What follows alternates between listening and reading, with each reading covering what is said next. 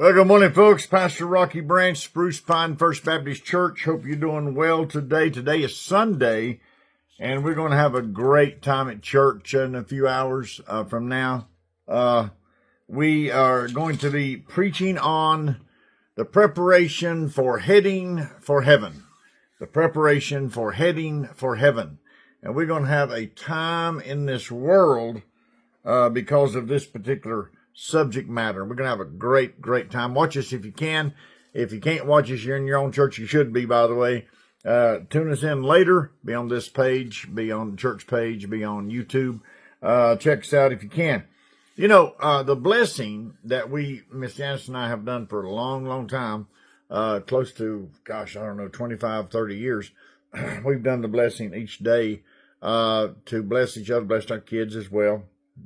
The Bible does substantiate that you can bless one another. Now, a lot of people bless each other out, but that's not what he's talking about. He's talking about blessing. That word is a very important word. The word blessing, eulogeto, is to speak well of, like somebody maybe that you're doing a eulogy for, and you're supposed to speak well of that person. That's the word. Barak is to touch. Eulogeto is to speak well of. And what the blessing is that you have hands laid on you and you hear someone speak well of you. And it's an esteem builder, but it's also a faith builder. And it is a futuristic day by day work for you to know that you've been prayed for before you go out into the world or do anything else. Now, a lot of people do that in different ways, but the high priestly blessing is so critically important. Miss Janice and I teach it all over the place. We've taught it in many places. It's a 4-day event. It could be 3, but it's very important. It will change your life. You take hands, put it on the cheek of the person you're going to pray for, and you speak well of them, that Barak to touch, eulogeto to speak well of, and you remind them of who they are and whose they are. And it's good for children, grandchildren. If they're going to school, you don't know what's going to be happening at the school on the bus. If they're going on a field trip, dad's going to work, mom's going to work, staying home, whatever the case may be. We're praying every day of my life. I know that my wife has prayed for me already by putting her hands upon me and blessing me and praying for me. And if we're gone, separated out of town, we do it by letter. We write a letter if can't get on. When I've been overseas, in places where I couldn't use the phone, I have written her particular ones to open on particular days because this is so critically important. You know, the Bible reminds us that we're to speak well of one another and not argue and have strife. We're supposed to do everything we can to keep unity as we go forward because Satan has come to disrupt and Christ has come to deliver. So we need to understand the disruption needs to be delivered from us through Christ and the power thereof. Whatever you're going through right now,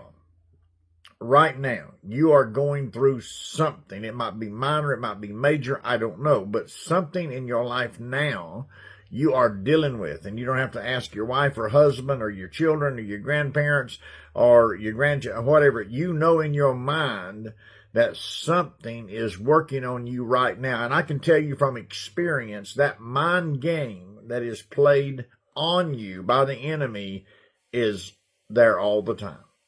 All the time. I know that I have been forgiven for so many things. And the challenge that I have on a daily basis is I'm working on getting over the fact that I disappointed the Lord in some areas of my life, and not major stuff, not heartbreaking stuff, not real bad stuff, but just the dissatisfaction that I have in me. I figured I'd do better and challenging and things of life, and I think this is something the devil does. Well, I know he does. And he brings it to mind. He haunts us with it, and I fight it every day. I have to be reminded who God is every day, walking close with him. If you're not walking close with him, a lot of that don't matter to you because it won't bother you. But if you're trying, the devil's on the doorstep, just saying how bad, how tough you want to be. Well, we have a promise in the scriptures in 1 John chapter 4, verse 4.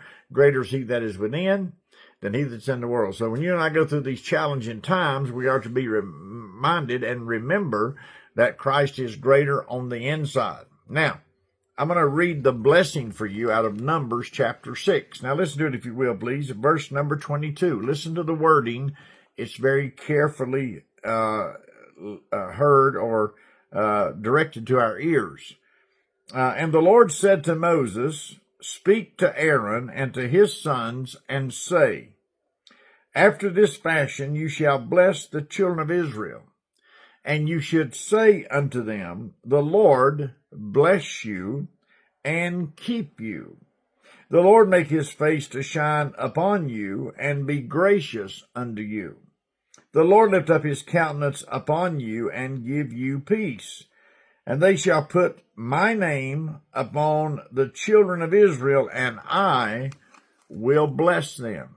Now, what we need is the name of the Lord on us and him to bless us. That's what we need. And God said that he would do that if we would obey his word and bless the people. Now, that is the salutation of the blessing. The beginning of the blessing is when you lay your hands upon your loved one and you begin to talk about them. You call their name out. You call their name and let them hear you say their name in prayer, and you speak into the life. My wife knows exactly what I go through. I know exactly what she goes through, and she knows exactly how to pray for me. I know exactly how to pray for her based on her situation, based on my situation, and that's exactly what we are supposed to do. And that blessing will carry you through the day. You'll need that blessing to help you through this wicked world of which we live.